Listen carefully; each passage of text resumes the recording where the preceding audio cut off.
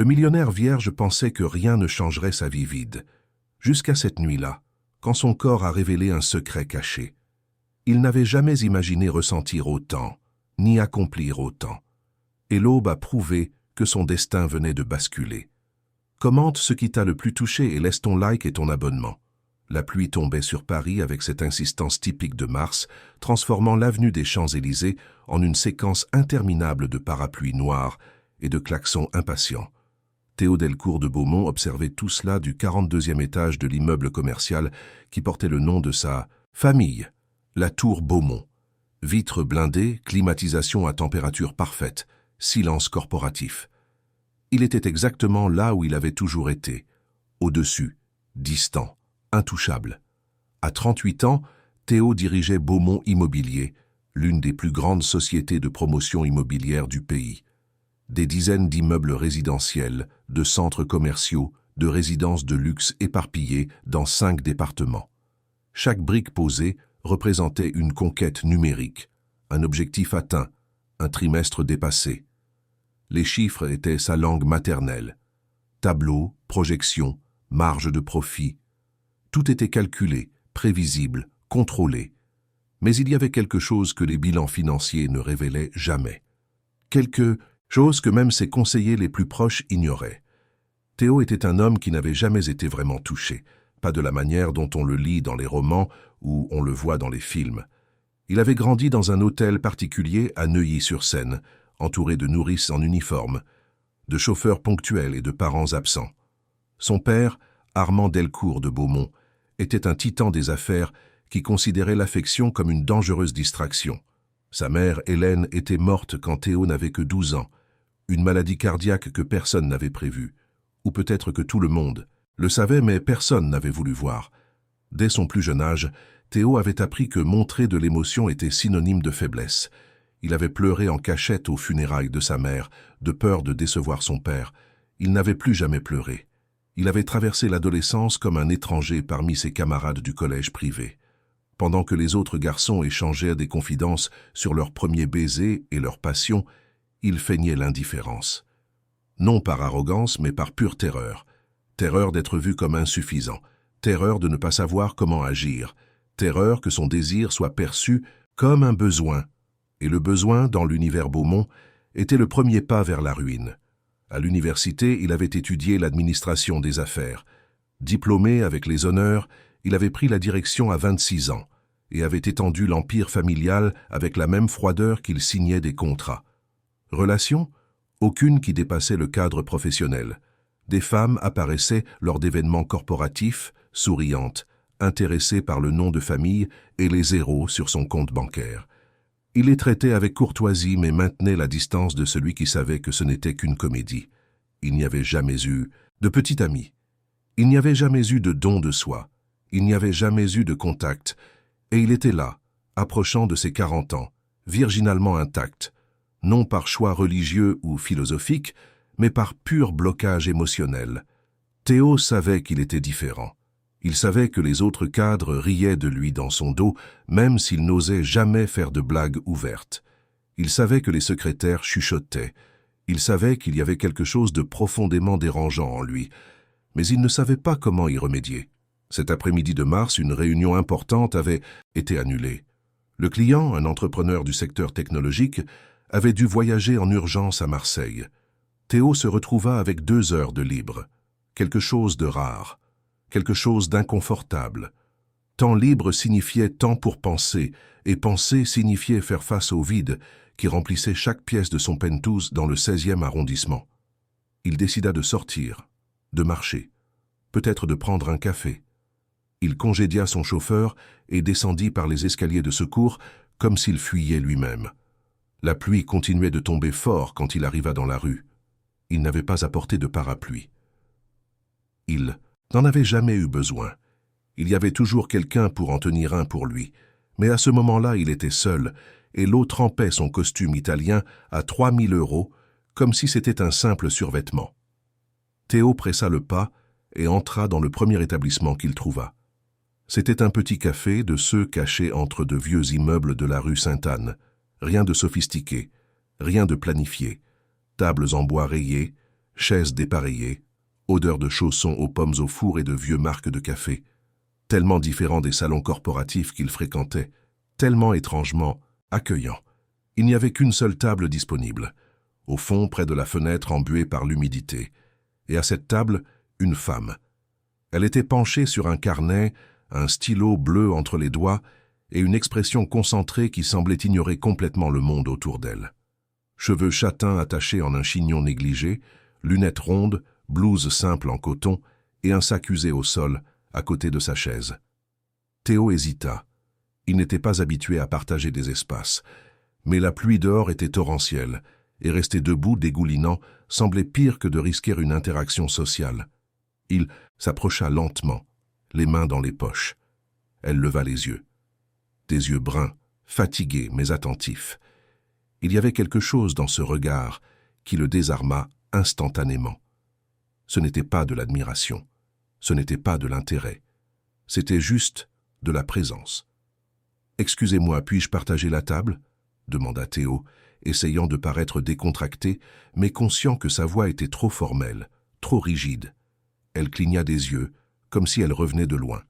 Elle regarda autour d'elle, confirma qu'il n'y avait pas d'autres options et hocha la tête. « Bien sûr. Faites comme chez vous. » Théo s'assit sur la chaise d'en face, enlevant sa veste trempée et la suspendant au dossier. Il se sentait exposé, ridicule. Un homme avec 40 millions d'euros de patrimoine personnel, assis dans un café miteux, dégoulinant sur le parquet usé. Et, en plus, sans savoir quoi commander. Il n'entrait jamais dans des endroits comme ça. Il y avait toujours quelqu'un pour commander, pour apporter, pour servir. La serveuse, une jeune femme en tablier rayé, s'approcha avec un sourire fatigué. « Qu'est-ce que vous prendrez ?»« Un café, » répondit Théo sans réfléchir. « Lequel ?»« Espresso, cappuccino, américain, filtre. » Il se bloqua. « Filtre, avec sucre, coédulcorant, sans. » La jeune femme nota et s'en alla. Théo sentit le ridicule l'envahir. Il ne savait pas commander un café. Il ne connaissait pas les noms. Il ne comprenait pas les différences. Il vivait dans un univers de machines italiennes à espresso en capsule dorée, toujours opérées par quelqu'un d'autre. La femme en face de lui continuait d'écrire. Théo l'observa discrètement. Il y avait une intensité en elle. Non agressive, mais présente. Comme si chaque mot qu'elle posait sur le papier était une petite bataille gagnée. « Vous écrivez ?» demanda-t-il sans savoir pourquoi. La phrase lui avait simplement échappé. Elle leva les yeux à nouveau, cette fois avec un léger sourire. Plus ou moins. « Je suis professeur. De littérature. Je corrige des rédactions. » Théo hocha la tête, comme s'il comprenait. Il ne comprenait pas. La littérature était quelque chose qu'il avait étudié parce que c'était obligatoire au collège. Molière, Victor Hugo, Balzac, des noms qu'il avait mémorisés pour réussir ses examens. Il n'avait jamais lu par plaisir. Il n'avait jamais lu, point. Cela doit être laborieux, commenta-t-il, cherchant à poursuivre la conversation. Quelque chose d'inédit. Théo ne faisait pas de conversation informelle. Théo ne savait même pas ce qu'était une conversation informelle. Oui, mais j'aime ça. Elle ferma son carnet comme si elle réalisait que la conversation exigeait une attention totale. J'aime voir quand un élève arrive à mettre sur papier quelque chose qui était enfermé en lui. C'est comme si le mot libérait quelque chose, vous savez. Théo ne savait pas, mais quelque chose dans cette phrase le toucha. Un mot qui libère. Lui, qui passait toute sa vie enfermé dans des contrats, des clauses, des termes techniques qui ressemblèrent plus à des liens. « Je comprends, mentit-il. » Elle sourit à nouveau. Cette fois, le sourire semblait traverser quelque chose. « Je ne sais pas si vous comprenez, mais ce n'est pas grave. La plupart des gens ne comprennent pas vraiment. » Le café de Théo arriva. Une tasse blanche, simple, avec le liquide foncé fumant. Il en but une gorgée. C'était amer, fort, honnête. Cela n'avait rien à voir avec les cafés qu'il buvait. Et, étrangement, il aima. « Vous travaillez dans quoi ?» demanda-t-elle, prenant sa propre tasse, qui était déjà à moitié vide. Théo hésita. Pour la première fois de sa vie, il pensa à mentir sur sa profession. Il ne voulait pas être vu comme le propriétaire de Beaumont Immobilier. Il ne voulait pas du regard qui venait toujours après, le regard qui transformait les gens en opportunités, en possibilités, en chiffres. « Je travaille dans L'immobilier. Techniquement, ce n'était pas un mensonge. Ah, agent immobilier? Quelque chose comme ça. Elle hocha la tête sans paraître particulièrement intéressée, et cela le soulagea. Pour la première fois, quelqu'un ne posait pas de questions, n'enquêtait pas, ne mesurait pas, acceptait simplement. Et vous? Comment est-ce d'enseigner la littérature de nos jours? Théo voulait vraiment savoir. Quelque chose en lui, endormi depuis des décennies, s'éveillait avec une curiosité sincère. Elle soupira regardant par la fenêtre. Difficile. La plupart de mes élèves pensent que la littérature est une affaire de vieux, que ça ne sert à rien, que ça ne rapportera pas d'argent. Et peut-être qu'ils ont raison, vous savez. Elle rit, mais c'était un rire sans joie. Moi-même, je gagne une misère. Je travaille dans une école publique. Je donne des cours en 3 équipes juste pour pouvoir payer le loyer d'un minuscule appartement en banlieue Est. Mais j'aime ce que je fais. Je pense que c'est ça qui compte. Théo la regarda comme s'il voyait un être d'une autre planète. L'amour du travail. Il ne savait pas ce que c'était. Il savait ce qu'était le devoir. Il savait ce qu'était l'obligation. Il savait ce qu'était la performance. Mais l'amour, comment vous appelez-vous? Demanda-t-il, réalisant qu'il ne le savait toujours pas. Marine, Marine Dubois. Et vous? Théo. Il décida d'omettre son nom de famille. Juste Théo. Marine hocha la tête, reportant son attention sur son carnet. La conversation semblait terminée. Mais Théo ne voulait pas qu'elle se termine. Il y avait quelque chose là, quelque chose qu'il ne pouvait nommer, un sentiment d'appartenance, d'être pour la première fois dans une vraie conversation. « Vous venez souvent ici ?» demanda-t-il, essayant de paraître désintéressé. « Presque tous les jours, après le travail. C'est le seul endroit qui se trouve à mi-chemin entre l'école et ma maison. Et le café n'est pas cher. » Théo regarda autour de lui. L'endroit était délabré, mais il avait une âme, différent des halls en marbre qu'il fréquentait, différent des salles de réunion climatisées. Il y avait de la vie là, imparfaite, fatiguée, mais de la vie. « Puis-je revenir demain ?» La question sortit avant qu'il ne puisse la filtrer. Cela sonna désespéré, pathétique. Marine le regarda avec surprise, puis avec gentillesse. « Bien sûr. C'est un café public. N'importe qui peut venir. » Théo sentit son visage rougir. Évidemment que n'importe qui pouvait aller dans un café. Pourquoi avait-il posé cette question ridicule? Désolé, Il tenta d'expliquer, mais ne savait pas quoi. Je ne suis pas habitué à ça. À quoi? À des gens. Parler. Comme ça. Sans ordre du jour. Marine inclina la tête, l'étudiant. Il y avait quelque chose de curieux dans ce regard, comme si elle lisait un livre qu'elle venait d'ouvrir. Ce n'est pas grave. Je ne suis pas très doué avec les gens non plus. C'est pourquoi je m'entends bien avec les livres. Ils restèrent silencieux pendant quelques minutes. Ce n'était pas un silence gênant, c'était presque confortable. Théo termina son café, laissa quelques billets sur la table, beaucoup plus que nécessaire. Marine le remarqua. « Vous n'avez pas besoin de payer le mien aussi, dit-elle. Je ne paie pas. J'ai juste laissé le pourboire. » C'est un pourboire? Elle regarda les billets. Ça permet de payer 3 cafés avec ça. Théo se leva, prenant sa veste encore humide. Il se sentit exposé, à nouveau. Même dans sa générosité, il était excessif, déplacé, maladroit, désolé. Je ne sais pas comment ça marche. Marine le regarda avec un mélange de curiosité et de compassion. « Ce n'est pas grave, Théo. On apprend. » Ces mots résonnèrent en lui alors qu'il quittait le café. On apprend. Comme s'il y avait du temps. Comme s'il pouvait encore apprendre. Théo marcha sous la pluie, qui tombait maintenant plus faiblement, et sentit quelque chose d'étrange dans sa poitrine. Quelque chose qu'il ne parvenait pas à identifier. Ce n'était pas de la douleur. Ce n'était pas de la peur. C'était de l'espoir? Cette nuit-là, allongé dans le lit king-size de son penthouse, Théo ne parvint pas à dormir. Il pensait à Marine, à la façon dont elle tenait son stylo, à la façon dont elle mordait sa lèvre inférieure quand elle réfléchissait, au rire sans joie quand elle parlait d'argent. Il y avait de la vérité en elle, une vérité qu'il n'avait jamais trouvée chez personne, ni en lui-même. Il décida qu'il reviendrait, non parce qu'il en avait besoin, mais parce que, pour la première fois en 38 ans, il en avait envie. Le lendemain, Théo annula une réunion avec des investisseurs japonais. Il inventa n'importe quelle excuse. Sa secrétaire resta bouche bée. Théo n'annulait jamais de rendez-vous. Jamais. Mais il descendait déjà les escaliers de l'immeuble, le cœur battant d'une manière que même les présentations aux actionnaires ne provoquaient pas. Il arriva au café à 5 heures de l'après-midi, la même heure que la veille. Marine était là, même table, même carnet, même chignon négligé.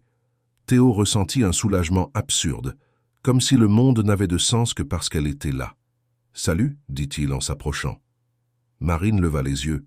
Elle parut sincèrement surprise. « Salut, vous êtes revenu. Je suis revenu. Vous pouvez vous asseoir. » Et ainsi commença une routine que Théo n'avait jamais imaginée possible. Tous les jours, à 5 heures de l'après-midi, il annulait ce qu'il fallait et se rendait à ce café de la rue Sainte-Anne. Marine était toujours là, toujours avec son carnet, toujours avec ses rédactions, et peu à peu toujours avec le temps de converser. Ils parlèrent de tout, des livres qu'elle aimait et qu'il n'avait jamais lus, de ses élèves qui venaient de réalités si éloignées de la sienne qu'ils semblaient des personnages de fiction, de l'enfance qu'il avait eue, sans couleur, sans câlin, sans rire. Marine écoutait tout avec une attention qui l'effrayait. Elle ne jugeait pas, elle ne donnait pas de conseils. Elle écoutait simplement. Et au milieu de ces conversations, Théo commença à ressentir quelque chose qu'il n'avait jamais ressenti, du désir. Pas le désir mécanique, presque clinique, qui surgissait parfois et qu'il réprimait, mais un désir profond, viscéral, qui s'accompagnait de peur et de tremblement. Il voulait toucher Marine. Il voulait savoir comment était sa peau. Il voulait savoir si ses cheveux étaient aussi doux qu'ils le paraissaient.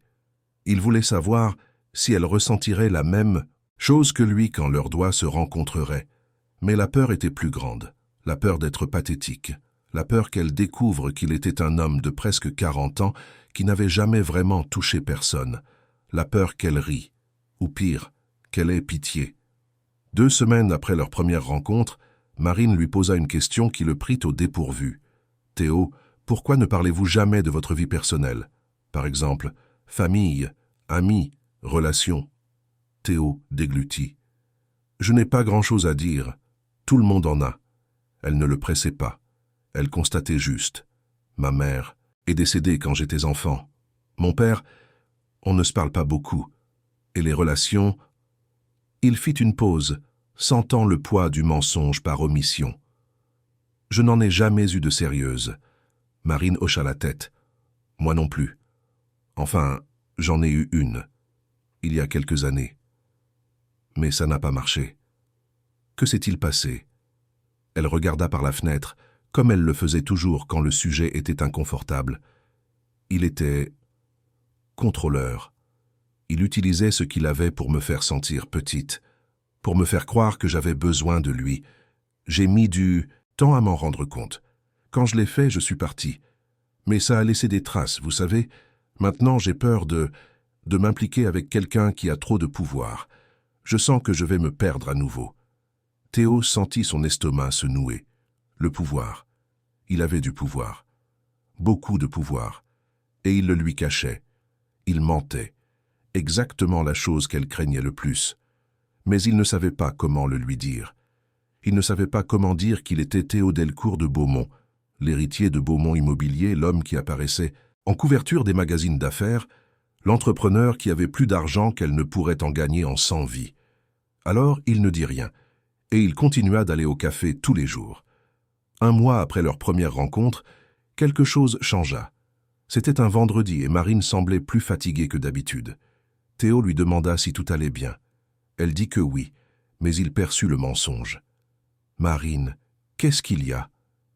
Elle soupira, enlevant ses lunettes et se frottant les yeux. « C'est une bêtise. Oubliez. Ce n'est pas une bêtise si ça vous dérange. » Elle le regarda longuement. Puis elle décida de se confier. « Mon loyer a augmenté. Encore. C'est la 3e augmentation en 1 an. Je ne sais pas si je vais pouvoir payer. Et si je ne paie pas, je devrais partir. Et si je pars, je ne sais pas où j'irai. Les loyers à Paris sont absurdes. » Elle rit, mais c'était un rire amer. Ironique, non? Je passe la journée à enseigner la littérature, à parler de l'importance de la culture, de la pensée critique, et le soir je fais des calculs sur papier pour voir si je peux manger et payer mes factures. Théo ressentit une colère qu'il ignorait posséder, colère contre un système qu'il alimentait lui-même, colère contre les augmentations abusives, colère d'être une partie du problème. Il pouvait résoudre cela d'un coup de téléphone.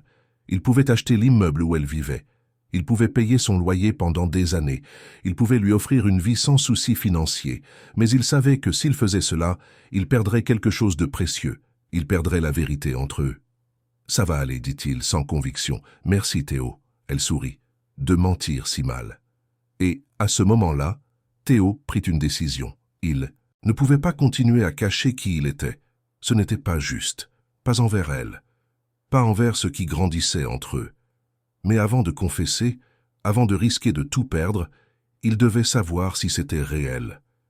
Si ce qu'il ressentait était réciproque. S'il y avait de fait quelque chose entre eux au-delà de conversations dans un café minable. Théo ne savait pas demander. Il ne savait pas séduire. Il ne savait pas flirter. Mais il savait être honnête, ou du moins il allait essayer. « Marine, puis-je vous demander quelque chose ? » ?»« Bien sûr, vous ressentez quelque chose ? » ?»« Pour moi ?» Le silence qui s'ensuivit fut le plus long de la vie de Théo. Marine le regarda avec surprise, puis avec prudence. « Théo, je... » »« Oubliez, » l'interrompit-il, sentant le rejet avant même qu'elle ne parle. C'était une question idiote. Ce n'était pas idiot. Elle tendit la main et toucha la sienne. Le premier contact. Théo sentit un courant électrique parcourir tout son corps. « Oui, je ressens. Je ne sais juste pas quoi en faire, parce que j'ai peur. Peur de me blesser à nouveau. Peur de me livrer et de découvrir que la personne n'est pas ce que je pensais. Peur de... De quoi ? De vous ne soyez pas réel. » Théo serra sa main plus fermement. « Je suis réel, Marine. Je suis la personne la plus réelle que vous ayez jamais rencontrée. Parce que je ne sais pas faire semblant. Je ne sais pas être autre chose que ce que je suis. Et ce que je suis, c'est quelqu'un qui n'a jamais ressenti ce qu'il ressent maintenant. Quelqu'un qui a peur, très peur, mais qui veut essayer. » Marine lui serra la main en retour. « D'accord, essayons. » Et ce fut ainsi, dans ce café minable de la rue Sainte-Anne, que Théo Delcourt de Beaumont permit enfin à quelqu'un de le toucher. Les jours qui suivirent ce contact furent les plus étranges de la vie de Théo, non pas parce que quelque chose d'extraordinaire se produisait, mais justement parce que tout était ordinaire. Et pour lui, l'ordinaire était révolutionnaire. Marine accepta de sortir avec lui un samedi, non pas pour un restaurant étoilé ou un événement sophistiqué, mais pour se promener au bois de Boulogne. Théo n'avait jamais marché au bois de Boulogne. Il savait que le parc existait. Il savait qu'il se trouvait là, près de l'avenue Foch. Mais jamais, en presque 40 ans, il n'avait franchi ses portes comme un visiteur ordinaire. Quand il arriva, avec des baskets blanches fraîchement achetées qui crissaient encore, il vit Marine l'attendre près de la porte 10.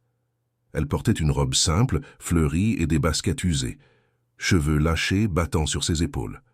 Sans maquillage. Juste elle. Et Théo pensa qu'il n'avait jamais rien vu d'aussi beau. « Salut » dit-elle en souriant. « Salut » Ils commencèrent à marcher, lentement, sans hâte. Théo observait tout avec une curiosité presque enfantine. Les familles faisant un pique-nique sur l'herbe, les vendeurs de gaufres ambulants, les cyclistes qui passaient en groupe, les enfants faisant voler leurs cerfs-volants. C'était une France qu'il ne connaissait que par des données démographiques. C'était la classe moyenne, la classe ouvrière, les gens qui achetaient des propriétés à long terme et rêvaient de leur propre maison. Mais il ne les avait jamais vus de près.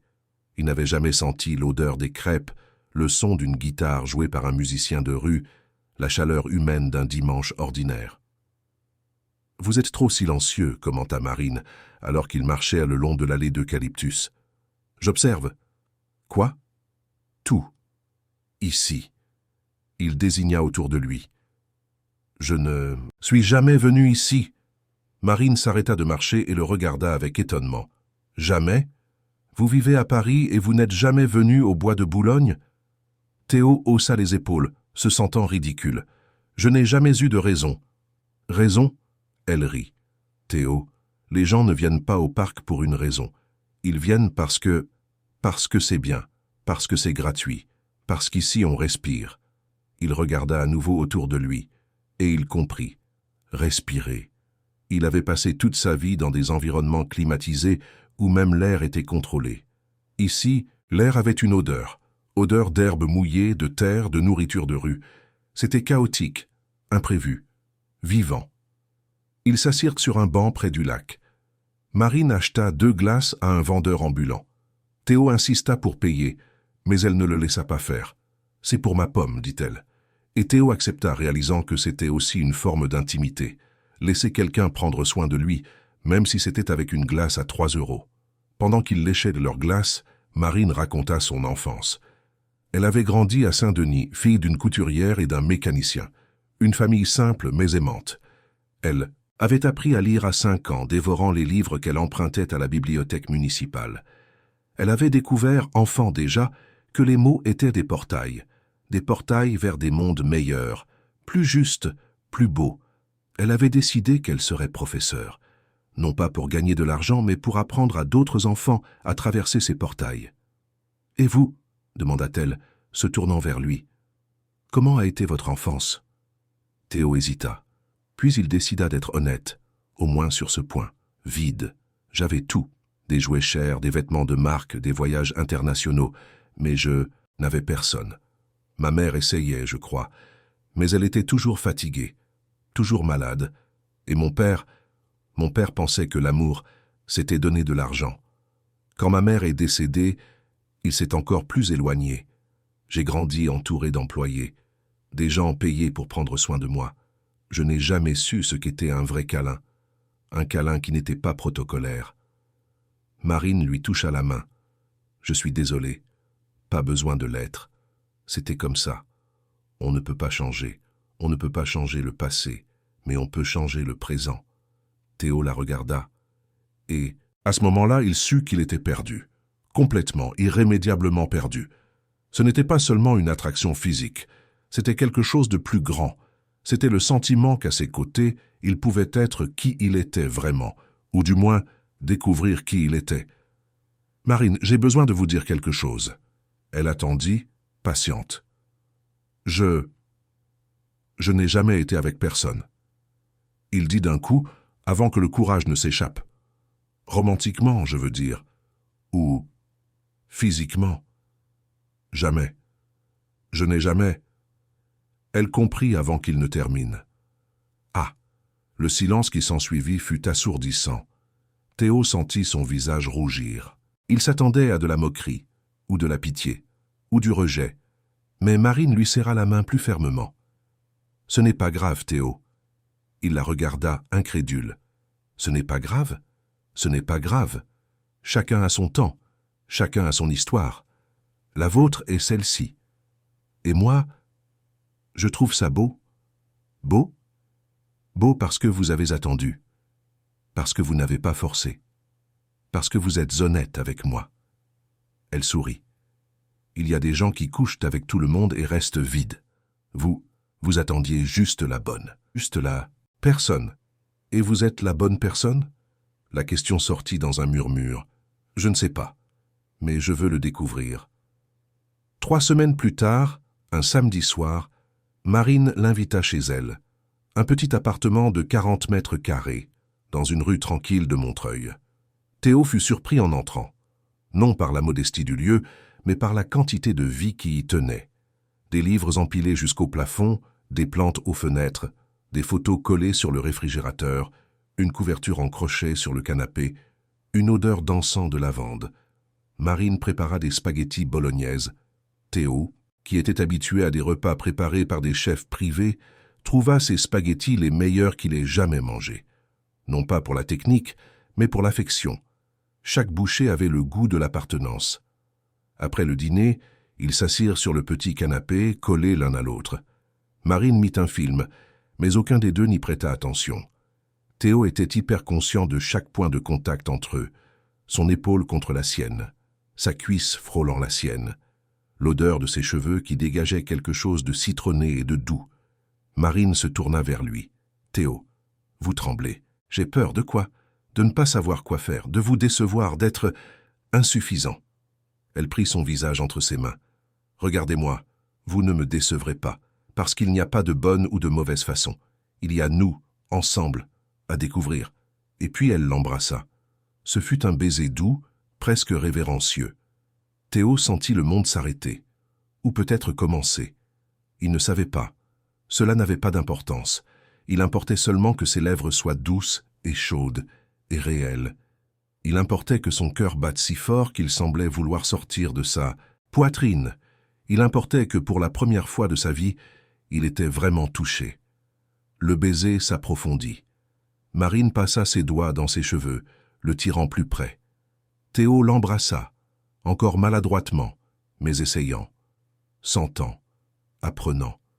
Quand ils se séparèrent, elle demanda d'une voix douce « Vous voulez rester ?» Il hocha la tête, incapable de parler. Marine le conduisit à la chambre, une pièce encore plus petite, avec un lit double appuyé contre le mur et une armoire à porte coulissante. Il y avait une lampe de chevet avec une lumière jaunâtre sur la table de nuit.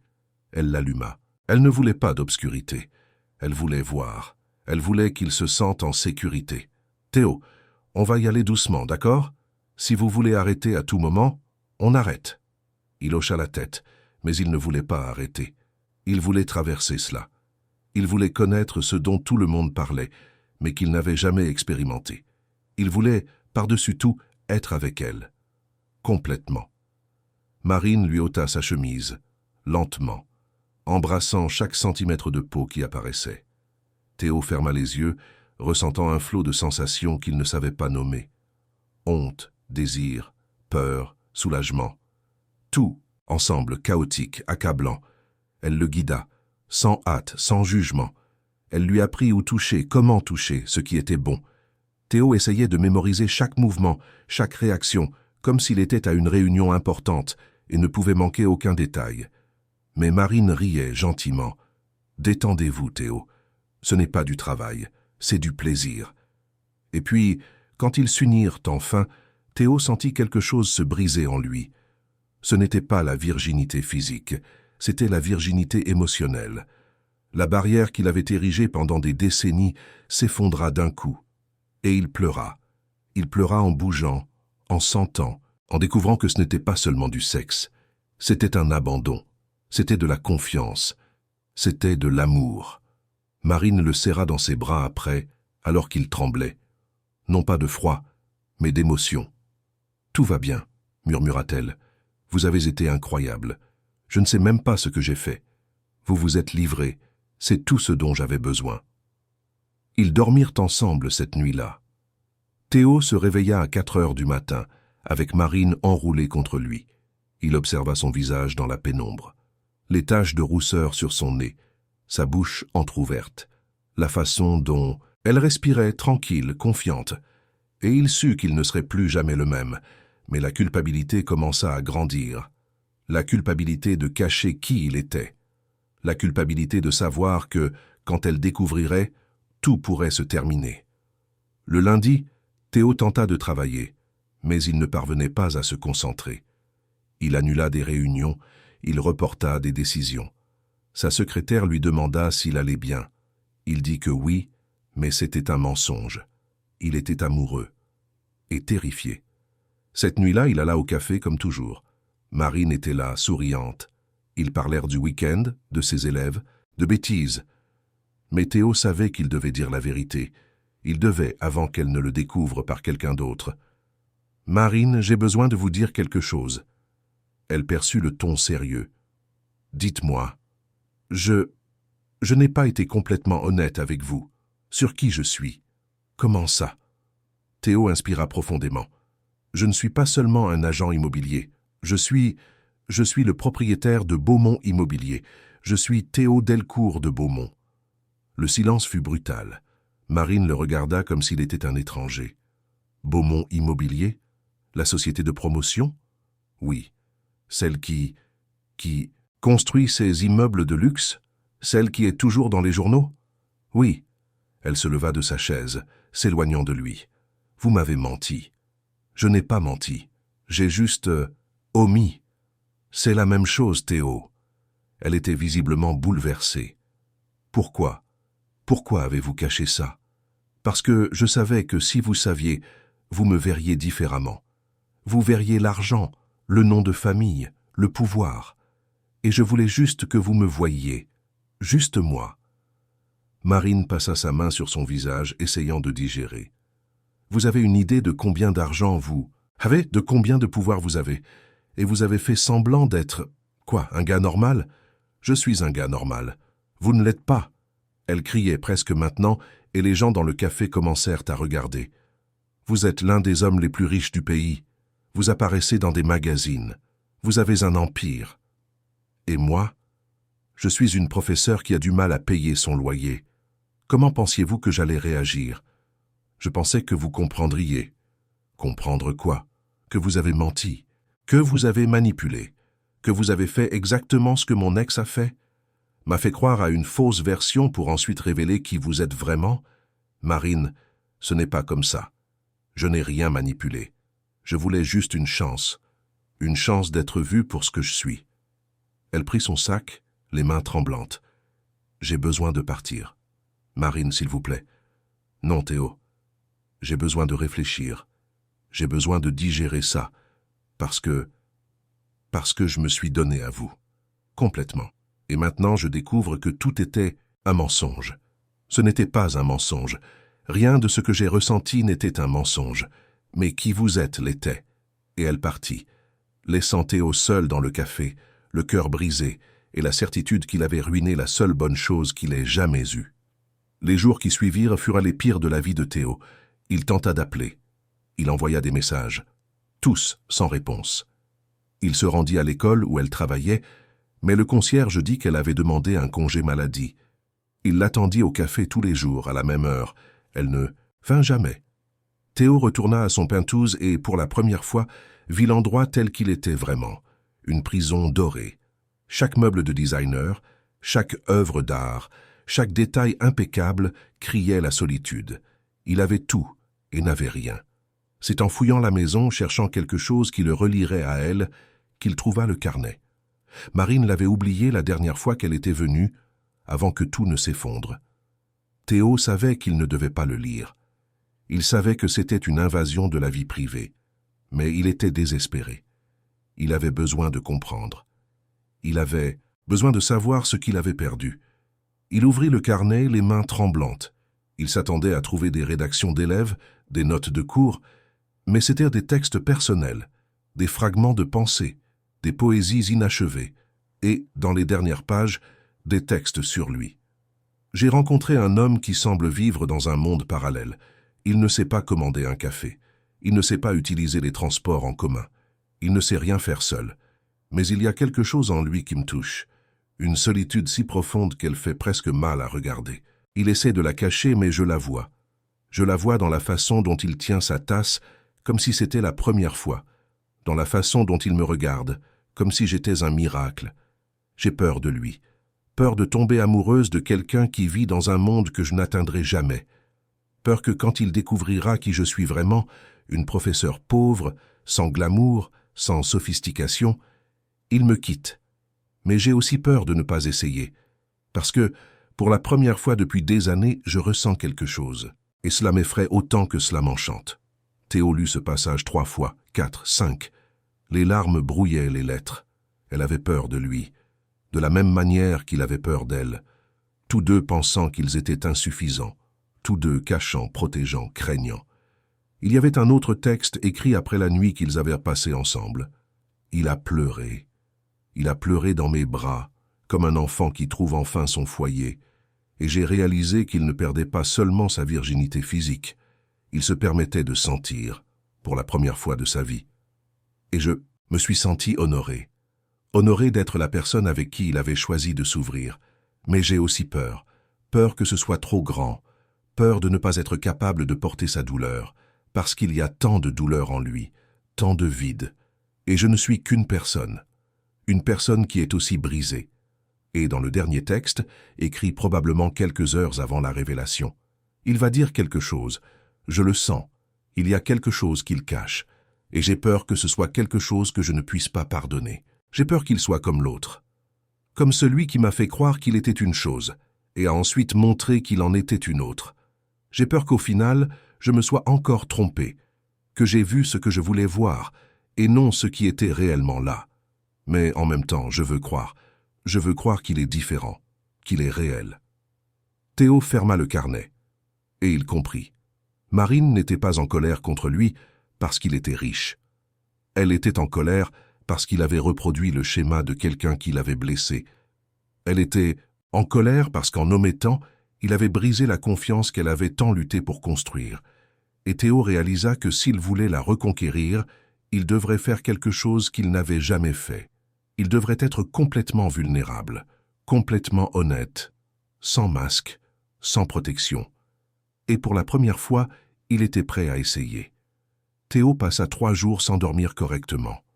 Le carnet de Marine était sur la table basse du salon, ouvert à la dernière page qu'il avait lue. Il revenait toujours à ces mots. « Je veux croire qu'il est réel. » Mais pourrait-il prouver qu'il l'était? Pourrait-il montrer que, derrière le nom de famille et la fortune, il y avait un homme qui ne voulait qu'être aimé? Le matin du 4e jour, Théo prit une décision. Il n'allait pas abandonner. Il n'allait pas accepter le silence comme réponse. Il irait la voir, même si Marine le renvoyait, même si elle criait, même si elle ne voulait plus jamais le revoir. Mais il allait dire, en la regardant dans les yeux, tout ce qu'il avait besoin de dire. Il prit le carnet, enfila des vêtements simples, un jean et un t-shirt blanc sans logo, sans marque apparente, et se rendit chez elle. Il sonna. 1 fois, 2 fois, 3 fois. Rien. Il sonna à nouveau. Et puis, alors qu'il était sur le point d'abandonner, la porte s'ouvrit. Marine était différente. Yeux gonflés, cheveux attachés en un chignon désordonné, vêtements froissés de quelqu'un qui n'était pas sorti de chez lui depuis des jours. Mais même ainsi, elle était la plus belle personne qu'il ait jamais vue. Que voulez-vous? Sa voix était fatiguée, pas en colère, juste épuisée. Je veux parler. S'il vous plaît. Nous avons déjà parlé. Non. Vous m'avez écouté et vous êtes parti. Maintenant, j'ai besoin que vous m'écoutiez vraiment. Et ensuite, si vous voulez que je parte et ne revienne jamais, je le ferai. Mais donnez-moi cette chance. Marine hésita. Puis, elle ouvrit complètement la porte, le laissant entrer. La maison était différente, désordonnée. Tasses de café sales dans l'évier, livres éparpillés sur le sol. Comme si elle avait passé les derniers jours à essayer de se noyer dans les mots pour ne pas penser à lui. Théo resta debout, au milieu du salon, tenant le carnet. J'ai lu. Je sais que je n'aurais pas dû. Je sais que c'était une invasion de la vie privée. Mais j'étais désespéré. Et j'ai lu ce que vous avez écrit, sur moi, sur vos peurs. Marine ferma les yeux, comme si elle ressentait une douleur physique. Vous n'en aviez pas le droit. Je sais, et je m'en excuse. Mais Marine, j'ai besoin que vous compreniez. J'ai caché qui j'étais non pas pour vous manipuler. J'ai caché parce que j'avais peur. Peur que si vous saviez, vous partiez avant même de me connaître. J'ai passé toute ma vie à être vu comme un nom de famille, comme un tas d'argent, comme une opportunité. Et vous avez été la première personne qui m'a vu comme Théo. Juste Théo. Et je ne voulais pas perdre ça. Marine ouvrit les yeux. Mais vous avez perdu, Théo, parce que vous avez menti. Et un mensonge, quelle que soit l'intention, brise la confiance. Je sais. Et je passerai le reste de ma vie à essayer de reconquérir cette confiance, si vous me laissez faire. Pourquoi le ferais-je? Parce que je vous aime. Le silence fut absolu. Marine le regarda comme s'il avait dit quelque chose dans une langue étrangère. Théo continua, la voix tremblante. « Je sais que c'est tôt, je sais que... Peut-être vous ne ressentez pas la même chose. Mais j'ai besoin que vous le sachiez. Je vous aime. Non pas pour ce que vous représentez, non pas pour ce que vous me donnez, mais pour qui vous êtes. Vous m'avez appris qu'il est possible de sentir, qu'il est possible de faire confiance, qu'il est possible d'être vulnérable sans se détruire. Et je sais que j'ai tout gâché. Je sais que j'ai été lâche.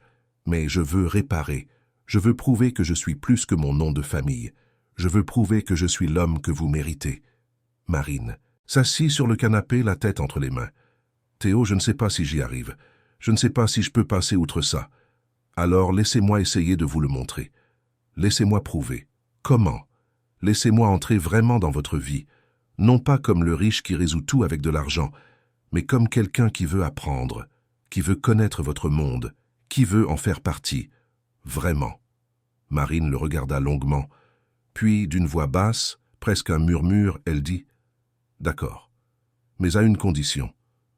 Vous vivrez comme je vis, sans chauffeur, sans carte de crédit illimité, sans facilité. Vous connaîtrez ce que c'est que de se lever tôt, de prendre un bus bondé, de faire ses courses au supermarché avec de l'argent compté. Et là, on verra si vous tenez le coup. » Théo hocha la tête, sans hésiter. « Je tiendrai le coup. » Et ainsi commença l'expérience la plus déconcertante de la vie de Théo Delcourt de Beaumont. Le lundi suivant, il se réveilla à 5 heures du matin. Marine vint le chercher en métro. Théo n'était jamais monté dans un métro. Il se perdit au tourniquet. Marine dut lui montrer comment passer sa carte. À l'intérieur du wagon bondé avec des gens serrés les uns contre les autres, Théo ressentit une claustrophobie qu'il n'avait jamais expérimentée. L'odeur de sueur, de parfum bon marché et de fatigue était oppressante. Mais il tint le coup. Ils allèrent ensemble à l'école où Marine travaillait. Une école publique de la banlieue est avec des murs tagués, des grilles aux fenêtres, des terrains de ciment fissurés. Théo attendit au portail pendant que Marine entrait pour donner son cours. 3 heures plus tard, quand elle sortit pour la pause, il était toujours là. Elle fut surprise. « Je pensais que vous seriez parti. J'ai promis que je resterais. Et je suis resté. » Marine sourit, un petit sourire, mais réel. « Venez, je vais vous présenter aux gens de la salle des professeurs. » Théo entra dans l'école comme s'il entrait sur une autre planète. Les couloirs étaient bruyants, remplis d'adolescents qui couraient, criaient, riaient. Les salles de classe avaient des pupitres cassés, des ventilateurs rouillés, des tableaux à moitié effacés. Rien de tout cela n'avait de sens pour quelqu'un qui avait étudié dans des collèges suisses avec des piscines olympiques et des laboratoires de pointe. Dans la salle des professeurs, Marine le présenta. « Les amis, voici Théo. » Elle hésita. « Petit ami. » Théo sentit sa poitrine se réchauffer avec ce mot. « Petit ami. » Elle l'avait appelé son petit ami. Peut-être y avait-il encore de l'espoir. Les professeurs le saluèrent avec curiosité. L'un d'eux, Roland, professeur d'histoire d'une 50aine d'années et au ventre proéminent, demanda « Vous travaillez dans quoi, Théo ?»« Dans l'immobilier, » répondit-il, utilisant la même demi-vérité qu'avant. Mais Marine intervint, décidée. « Il est le propriétaire de Beaumont Immobilier. » Le silence fut gênant. Tous regardèrent Théo comme s'il était un extraterrestre. Roland eut un rire nerveux. « Sérieux? Le gars qui construit ces immeubles à millions ?» Théo hocha la tête, mal à l'aise. « Oui. »« Et qu'est-ce que vous faites ici ?» demanda une autre professeure, Claudine, d'anglais. « Je découvre le monde de Marine. » Claudine échangea un regard avec Roland. Quelque chose entre scepticisme et méfiance. Théo comprit. Pour eux, il était l'ennemi, le représentant de l'élite qui profitait de la spéculation immobilière pendant que les professeurs avaient du mal à payer leur loyer. Et Théo ne pouvait pas les blâmer, parce que c'était vrai. Plus tard, Marine l'emmena déjeuner dans un restaurant populaire, de ceux en self-service, avec de la cuisine maison, et un prix au kilo. Théo prit son assiette, se servit et alla peser. Quand il vit le prix, il trouva ça trop bon marché. Marine rit. « Pour vous, c'est bon marché. Pour moi, c'est cher. » Il regarda son assiette. Riz, haricots, un petit morceau de poulet. Rien de plus. « Vous ne mangerez pas plus ?»« Non. J'ai besoin d'économiser. Le loyer est dû vendredi. » Théo sentit une pointe au cœur. « Marine. Laissez-moi vous aider. » « Non. » Sa voix était ferme. « Vous voulez vivre dans mon monde ? Alors vivez-le vraiment, sans facilité. » Et Théo comprit. Ce n'était pas de l'entêtement. C'était de la dignité. C'était elle qui disait que, s'il voulait être là, il devait comprendre ce que signifiait vivre avec des choix limités. Vivre avec la peur que le mois se termine avant le salaire. Vivre en comptant les pièces. Cette nuit-là, Marine l'invita à dîner chez sa sœur, Julie. Julie habitait dans un ensemble résidentiel de la banlieue sud, dans un appartement de 2 chambres qu'elle partageait avec son mari, Fernand, et leurs 2 jeunes enfants. Quand Théo arriva, il fut reçu avec courtoisie, mais aussi avec méfiance. Pendant le dîner, la conversation fut tendue. Fernand, qui travaillait comme technicien informatique, posa plusieurs questions indirectes sur le travail de Théo, sur les immeubles qu'il construisait, sur les prix, sur la gentrification. Théo tentait de répondre avec honnêteté, mais il percevait que chaque réponse l'enfonçait davantage. « Alors, Théo, vous avez déjà pris le bus dans votre vie ?» demanda Fernand, avec un sourire qui n'atteignait pas ses yeux. « Oui. Aujourd'hui, d'ailleurs. »« Aujourd'hui ?» Fernand eut un rire. « Mec, je prends le bus depuis que j'ai 7 ans. Vous avez pris un bus un jour et vous pensez que vous comprenez ?» Théo sentit son visage rougir. « Je ne pense pas que je comprends. J'essaie d'apprendre. » « Apprendre. » Fernand secoua la tête. « Vous savez combien coûte un panier de courses de base? Vous savez combien coûte une bouteille de gaz? Vous savez ce que c'est que de devoir choisir entre acheter des médicaments et acheter de la nourriture? Je ne sais pas, admit Théo, mais je veux savoir. Pourquoi? Pour vous sentir mieux avec vous-même? Pour retourner à votre penthouse et dire que vous êtes un type bien parce que vous êtes allé dans le quartier populaire? Fernand intervint Marine, la voix ferme. Ça suffit. Non, laissez-le répondre. Fernand croisa les bras. Pourquoi êtes-vous ici, Théo? Qu'est-ce que vous voulez avec ma belle-sœur? Théo regarda Marine, puis, de nouveau Fernand.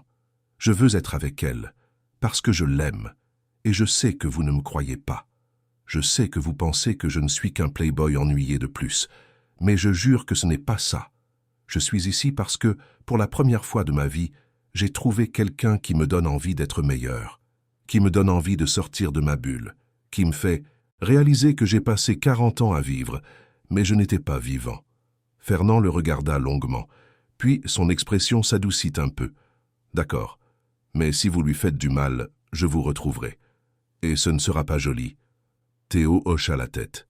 C'est juste. Le dîner continua, moins tendu. Les enfants, Michel et Sophie, demandèrent à Théo de jouer avec eux. Il ne savait pas comment jouer. Il n'avait jamais vraiment joué. Mais il essaya. Il courut dans le salon après eux, fit des voix amusantes, fit semblant d'être un monstre. Et pour la première fois, il entendit son propre rire. Un rire véritable, libre, sans filtre. Plus tard, alors qu'il rentrait chez Marine en métro, elle lui tint la main. « Vous vous êtes bien débrouillé aujourd'hui. Je me suis senti idiot. Vous avez été authentique. Et cela compte plus. » Théo serra sa main. « Marine, je sais qu'il y a encore un long chemin. Je sais que je ferai des erreurs. Je sais que je dirai des bêtises, sans le vouloir. Mais je promets que j'essaierai, tous les jours. J'essaierai d'être digne de vous. » Elle posa sa tête sur son épaule. « Vous l'êtes déjà, Théo. » Et à ce moment-là, dans le métro bondé, avec l'odeur des gens et de la vie autour, Théo ressentit quelque chose qu'il n'avait jamais ressenti. Il sentit qu'il appartenait, pas à son monde, mais à son monde à elle, et cela était plus que suffisant. Mais la vie, comme toujours, ne laisse personne confortable très longtemps. Le jeudi de cette même semaine, Théo fut contraint d'aller au bureau. Un audit était en cours, et sa présence était obligatoire. Il tenta de le reporter, mais l'avocat de l'entreprise fut catégorique. « Monsieur Delcourt de Beaumont, vous devez être ici. Des irrégularités sont en cours d'enquête. » Théo sentit un frisson lui parcourir l'échine. « Des irrégularités? Quel genre? Corruption, pot de vin, appel d'offres frauduleux. Ils enquêtent sur des contrats signés il y a 3 ans, sous la direction de votre père. » Théo savait que son père avait toujours opéré dans une zone grise. Il savait qu'il y avait des accords douteux, des pots de vin déguisés en consultation, des faveurs politiques. Mais il n'avait jamais voulu s'impliquer. Il avait toujours essayé de maintenir l'entreprise propre depuis qu'il en avait pris les rênes, mais le passé revenait le hanter. La nouvelle filtra le vendredi. Les journaux affichaient en gros titre. « Scandale de corruption chez Beaumont Immobilier. Héritier enquêté pour fraude. » Théo vit son nom traîner dans la boue. Et le pire, il vit Marine lire la nouvelle sur son téléphone, au café où il se retrouvait à nouveau. Elle ne dit rien. Elle le regarda simplement, cherchant des réponses. « Ce n'était pas moi, dit Théo, la voix désespérée. C'étaient des contrats de mon père. Je n'étais même pas à la tête de l'entreprise à l'époque. Mais maintenant, je dois répondre pour lui. Je dois nettoyer le gâchis qu'il a fait. » Marine hocha la tête, mais il vit le doute dans ses yeux. Et cela lui fit plus mal que n'importe quel titre de journal. Théo passa les jours suivants plongé dans des réunions avec des avocats, des auditeurs, des procureurs.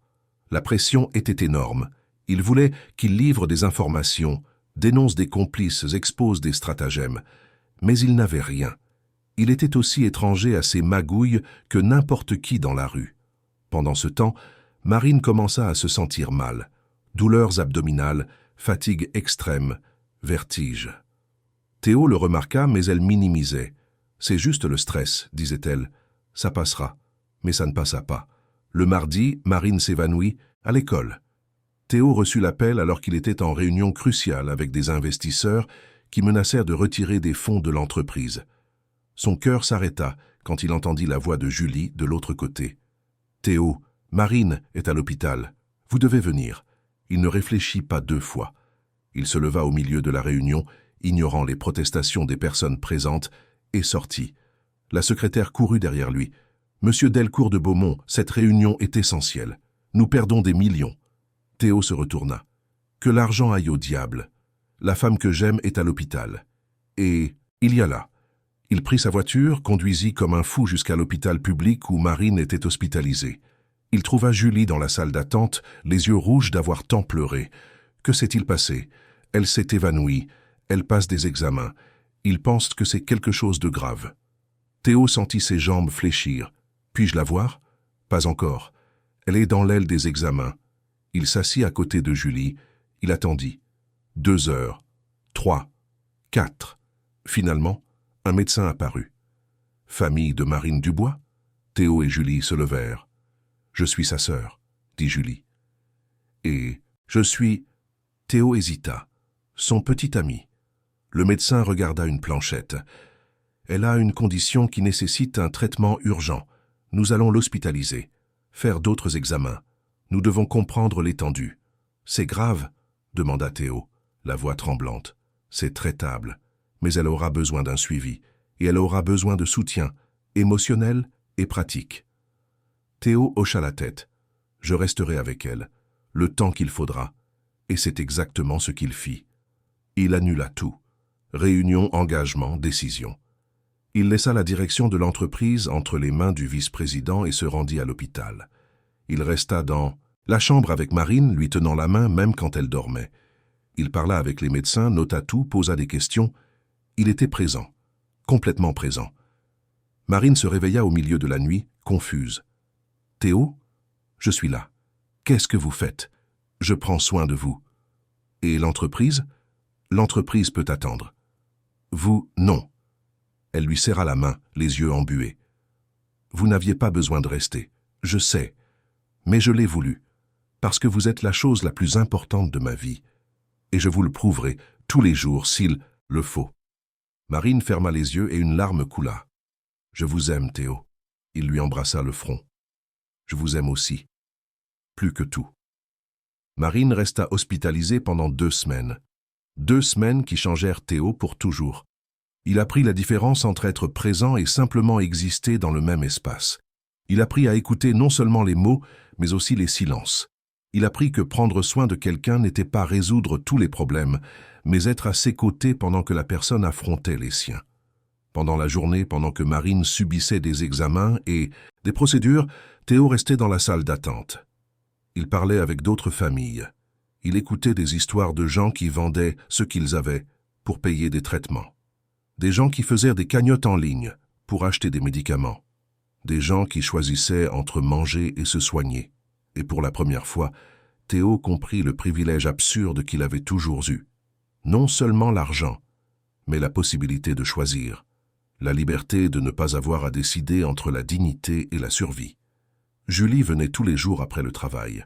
Au début, il y avait encore une tension entre elle et Théo. Mais peu à peu, voyant sa dévotion, la façon dont il prenait soin de Marine avec une tendresse qui semblait presque révérencieuse, Julie commença à s'adoucir.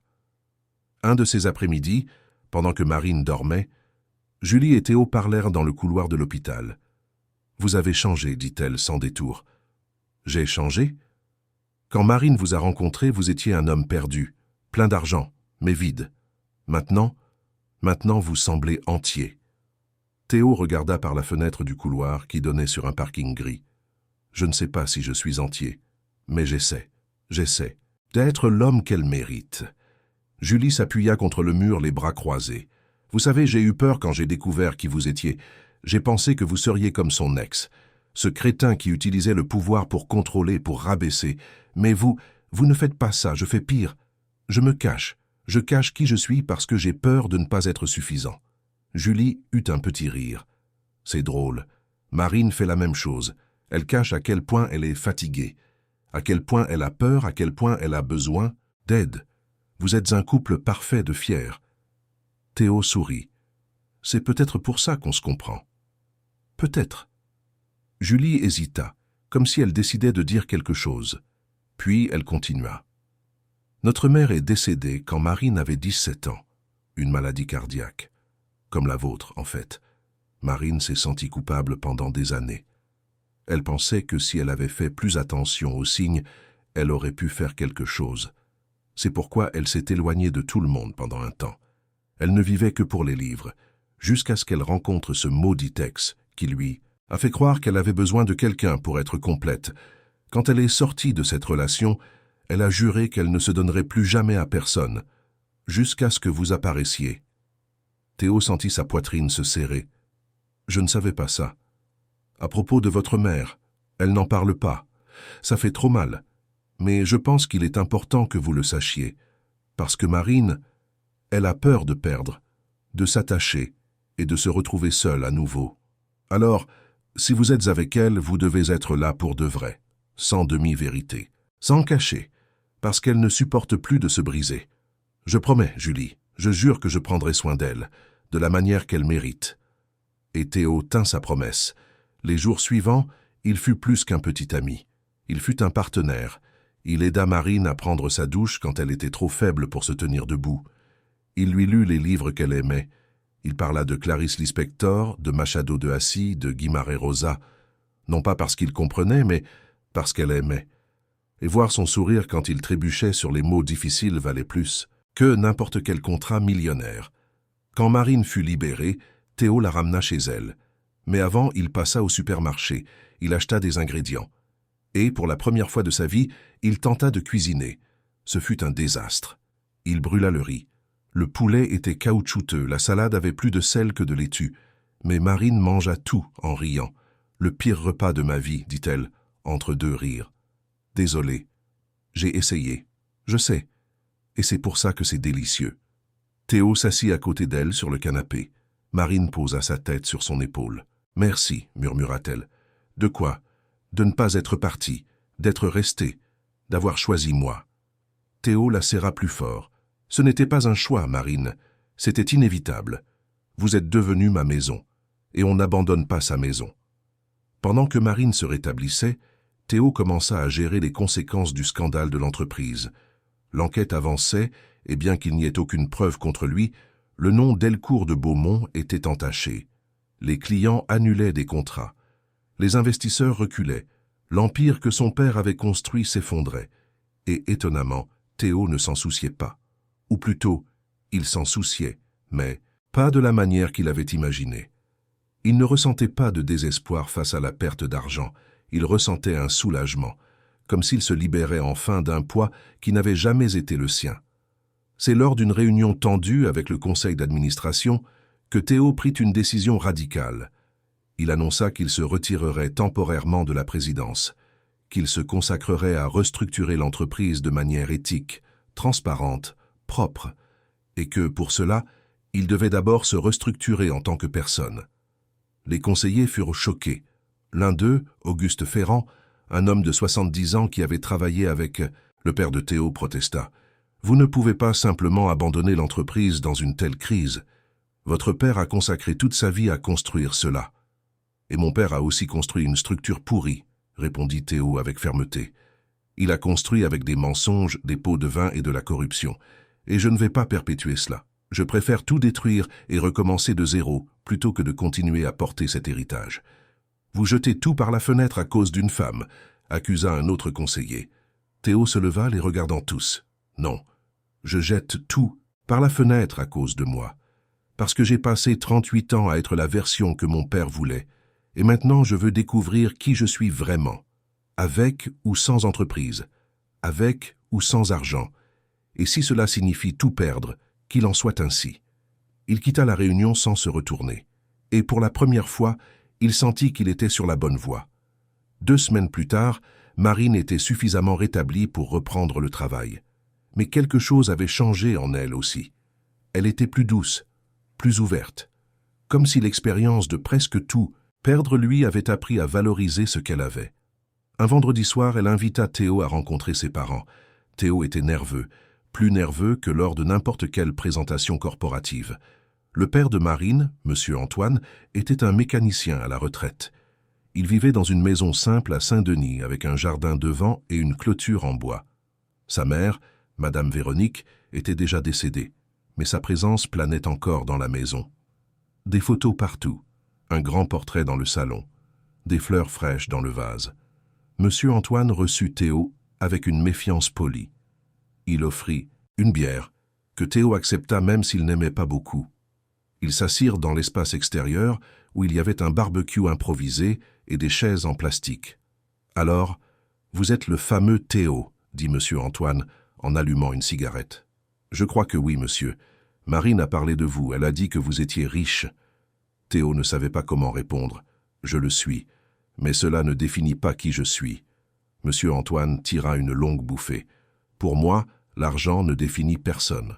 Ce qui définit, c'est le caractère. Et le caractère, on le montre quand personne ne regarde, quand c'est difficile, quand on doit choisir entre le bien et la commodité. D'accord, monsieur. Vous aimez ma fille? J'aime. Plus que tout. » Monsieur Antoine le regarda longuement. Puis il hocha la tête. « D'accord. Mais si vous lui faites du mal, je vous brise. Vous pouvez être riche, vous pouvez avoir de la sécurité. Peu importe. Un père est un père. » Théo sourit. « C'est juste. » Ils mangèrent un barbecue maison, saucisses, poulet, pain à l'ail. Théo aida à faire griller la viande, même s'il ne savait pas vraiment ce qu'il faisait. Monsieur Antoine le corrigeait avec patience. « Tourne comme ça, ne laisse pas brûler. » Théo obéissait, se sentant comme un enfant apprenant de son père, le père qu'il n'avait jamais eu. Après le dîner, Monsieur Antoine montra l'atelier improvisé au fond du jardin. Théo fut fasciné par les outils, par les pièces de voiture éparpillées, par l'odeur d'huile et de graisse.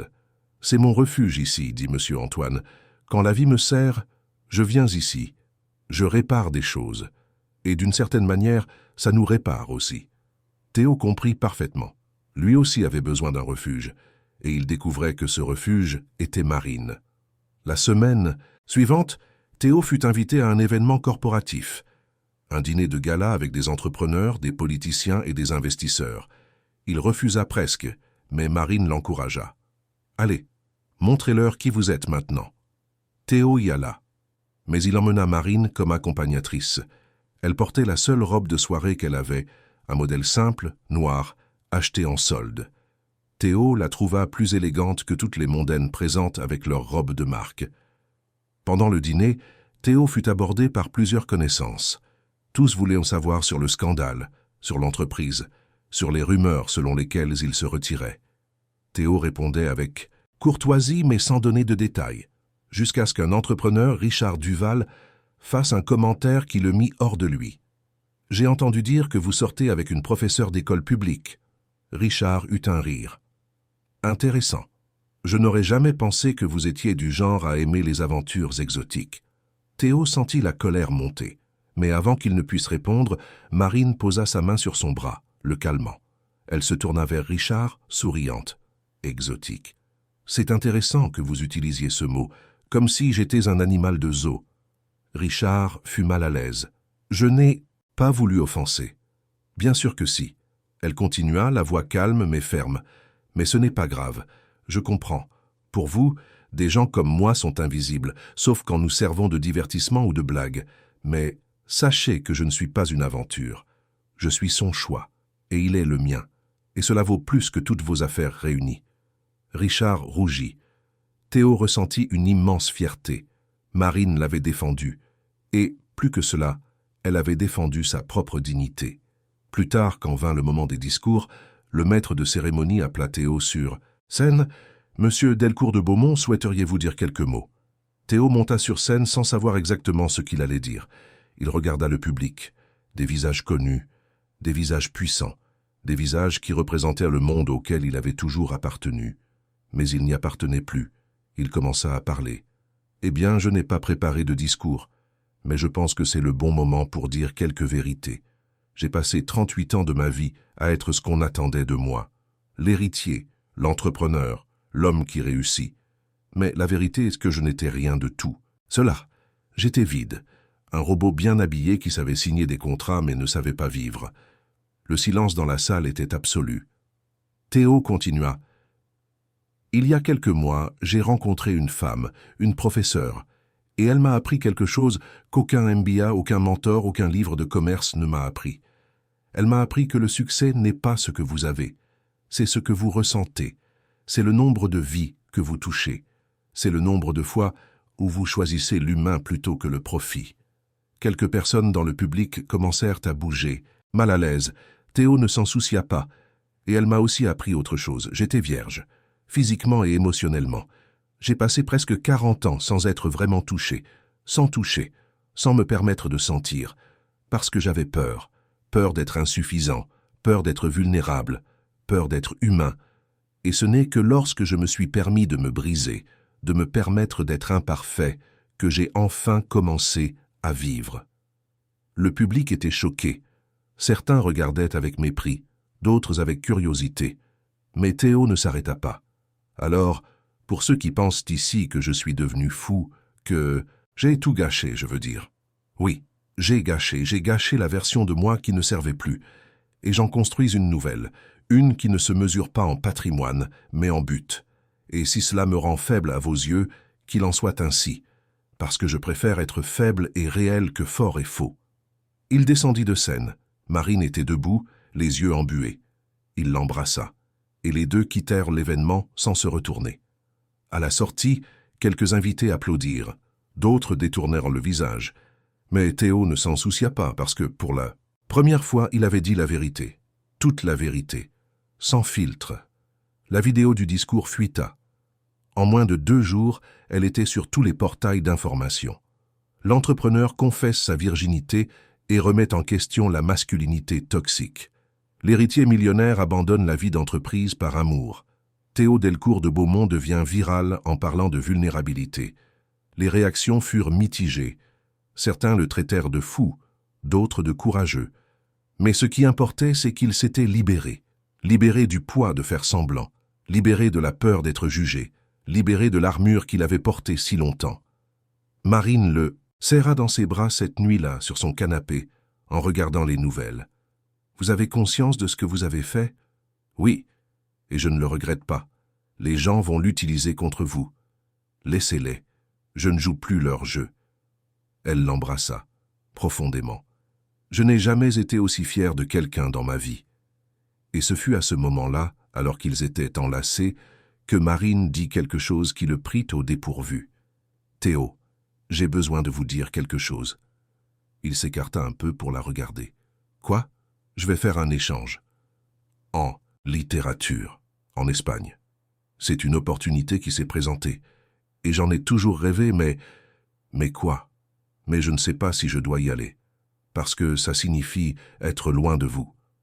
Pendant 6 mois. » Théo sentit son cœur se serrer. 6 mois semblaient une éternité.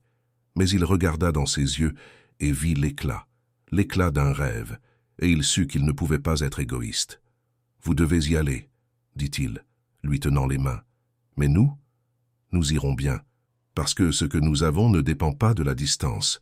Cela dépend de la vérité. Et la vérité est que je vous aime, et je continuerai à vous aimer ici ou à l'autre bout du monde. Vous êtes sans sûr ? » ?»« Absolument. » Marine l'embrassa en pleurant. « Je vous aime tellement. » »« Moi aussi. Et quand vous reviendrez, je serai là, à vous attendre, de la même manière que je vous ai attendu toute ma vie sans le savoir. » Le départ de Marine fut plus difficile que Théo ne l'avait imaginé. Le jour de son embarquement, il alla à l'aéroport. Il promit de ne pas pleurer. Il promit d'être fort. Mais quand elle franchit la porte d'embarquement et se retourna une dernière fois pour agiter la main, il sentit sa poitrine se déchirer, comme si une partie de lui partait aussi. Les premiers jours furent torturants. Sa maison semblait encore plus vide. Le penthouse avec vue sur la ville, qui était autrefois un symbole de réussite, n'était plus qu'un rappel de solitude. Théo tenta de rester occupé. Il retourna à l'entreprise, mais avec une nouvelle attitude. Il commença à tout restructurer. Il licencia des cadres impliqués dans les stratagèmes de son père. Il engagea un audit indépendant. Il créa un code d'éthique rigoureux. Il commença à refuser des projets impliquant la spéculation immobilière prédatrice ou les expulsions forcées. Les bénéfices chutèrent, mais l'intégrité de l'entreprise augmenta, et Théo dormait mieux la nuit, même seul. Marine appelait presque tous les jours. Elle parlait de ses cours à l'université de Barcelone, de ses professeurs inspirants, de ses collègues du monde entier, des vieilles bibliothèques, des cafés douillets, des rues pavées. Théo écoutait tout avec un sourire sur le visage et un vide dans la poitrine. Il était heureux pour elle, vraiment heureux, mais elle lui manquait. Un manque qui faisait mal. C'est au cours d'une de ces nuits solitaires, 2 mois après son départ, que Théo décida de ranger la maison. Non pas engager quelqu'un pour le faire, mais le faire lui-même, mettre la main à la pâte, nettoyer, organiser, comme si, en organisant l'espace physique, il pouvait aussi organiser le désordre intérieur. C'est en fouillant les placards de la chambre qu'il trouva une boîte, vieille, en bois, avec le nom de sa mère gravé sur le couvercle. Hélène Delcourt de Beaumont. Théo n'avait jamais vu cette boîte, ou peut-être l'avait-il vue sans y prêter attention, mais maintenant, avec Marine loin et le cœur ouvert, il sentit qu'il devait l'ouvrir. À l'intérieur, il y avait de vieilles photos.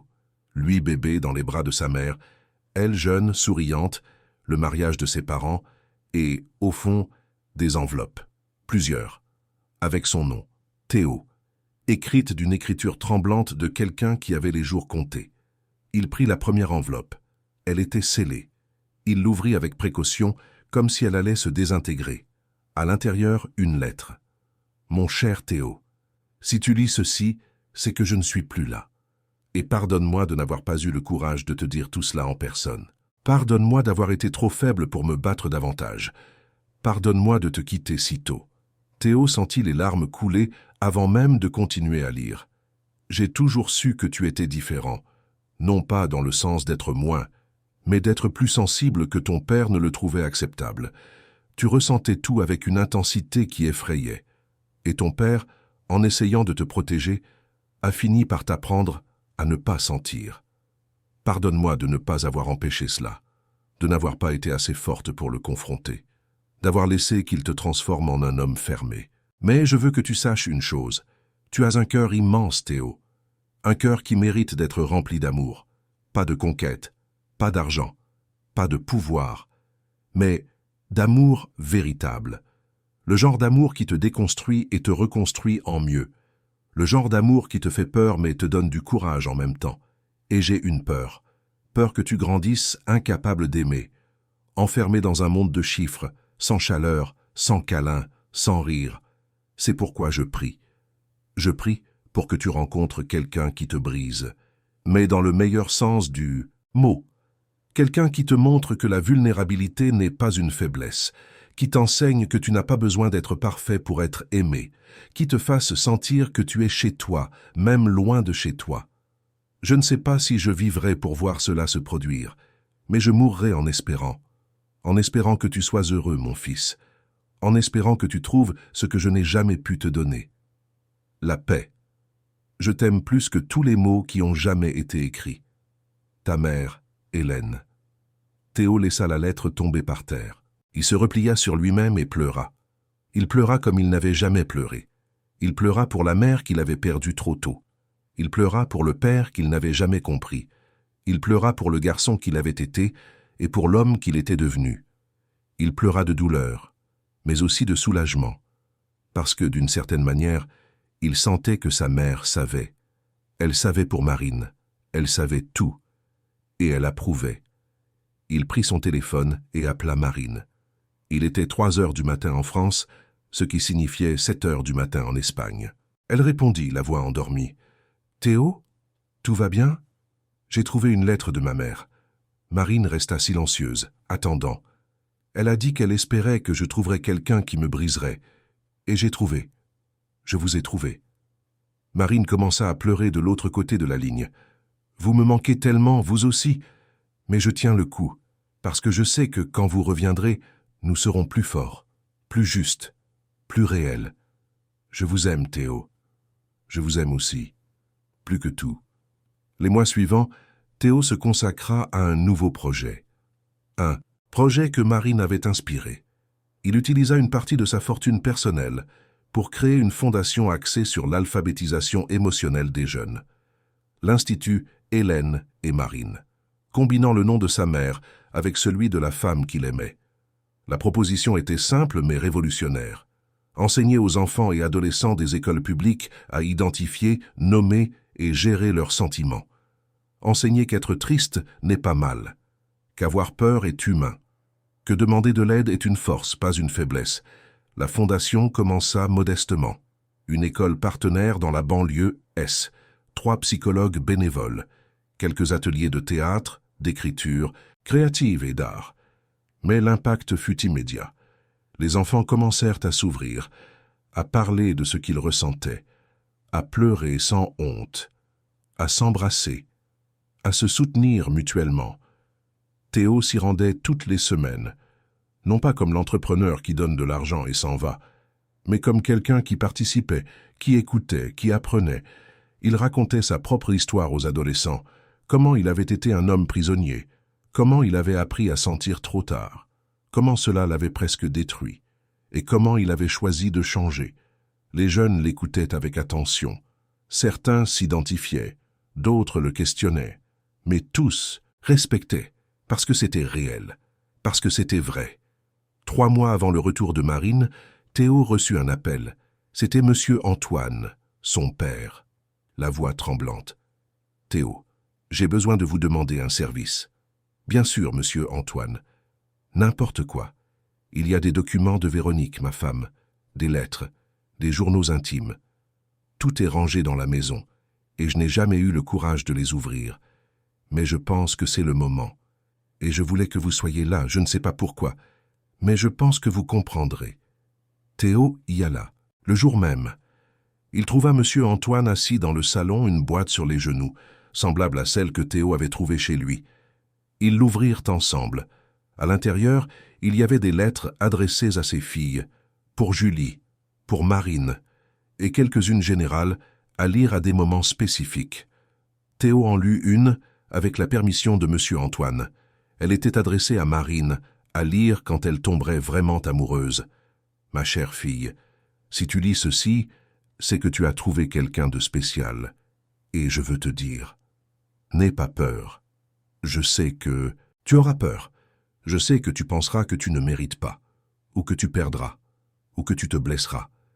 Mais, ma fille, aimer, c'est ça. C'est prendre des risques en sachant que ça peut mal tourner. Mais choisir de croire que ça va bien se passer. Tu es forte, plus forte que tu ne l'imagines, et tu mérites d'être heureuse. Alors, si cette personne te fait sourire, te respecte, te voit vraiment, retiens-la. Retiens-la de toutes tes forces, parce que le vrai amour n'apparaît pas tous les jours. Ta mère, Véronique. » Théo rendit la lettre à Monsieur Antoine, les yeux embués. Elle savait. Elle savait quoi? Que Marine aurait peur, et qu'elle aurait besoin de courage. Monsieur Antoine hocha la tête. Les mères savent toujours. Théo quitta la maison de Monsieur Antoine avec une certitude. Quand Marine reviendrait, il la demanderait en mariage. Pas de manière traditionnelle, pas avec une bague en diamant et un restaurant cher, mais de manière réelle, avec les mots justes, au bon endroit, avec le cœur ouvert. Finalement, le jour arriva. Marine revenait de Barcelone. Théo se rendit à l'aéroport 2 heures à l'avance. Il attendit dans le hall d'arrivée, nerveux. Quand elle apparut enfin tirant une valise usée et les cheveux plus longs, Théo sentit le monde s'aligner à nouveau. Marine courut vers lui. Ils s'embrassèrent au milieu d'inconnus, sans se soucier de rien d'autre que du fait qu'ils étaient à nouveau ensemble. « Tu m'as tellement manqué, » murmura-t-elle, le visage enfoui dans sa poitrine. « Toi aussi. » Tous les jours. Ils allèrent au café, le même café où tout avait commencé, dans la rue Sainte-Anne. Théo demanda au propriétaire de fermer plus tôt. Il paya pour toute la soirée. Et quand ils furent seuls, assis à la même table que la première fois, il lui tint les mains. « Marine, ces 6 mois, j'ai appris quelque chose. J'ai appris que la distance ne sépare pas ceux qui s'aiment vraiment. J'ai appris que le manque est juste une autre façon de dire je t'aime. Et j'ai appris que je ne veux pas passer un seul jour sans toi, pas comme avant, en faisant semblant d'aller bien, en attendant. Je veux me réveiller à tes côtés, dormir à tes côtés, me disputer, faire la paix, construire quelque chose de réel, quelque chose à nous. Il sortit une petite boîte de sa poche. Mais ce n'était pas une bague traditionnelle, c'était une bague simple, en argent, avec une phrase gravée. On apprend. Vous me l'avez dit le premier jour. On apprend. Et c'est ce que nous avons fait, Marine. Nous avons appris à faire confiance, à sentir, à aimer. Et je veux continuer à apprendre. Avec vous. Pour toujours. Marine pleurait, en sanglotant. Oui. Oui. 1000 fois oui. Ils s'embrassèrent. Et ce fut comme si le monde recommençait. Comme si tout prenait enfin son sens. 2 ans plus tard, Théo et Marine étaient mariés. Ils vivaient dans une maison simple dans le Marais. Pas un hôtel particulier, pas un penthouse, mais une maison avec un jardin, avec des plantes, avec de la vie. Marine continuait d'enseigner, mais maintenant, elle coordonnait aussi les programmes pédagogiques de la fondation que Théo avait créée. Ensemble, ils touchaient des milliers de jeunes chaque année, en leur enseignant ce que personne ne leur avait enseigné, que sentir n'est pas un péché, que la vulnérabilité est un pouvoir, que l'amour est un choix.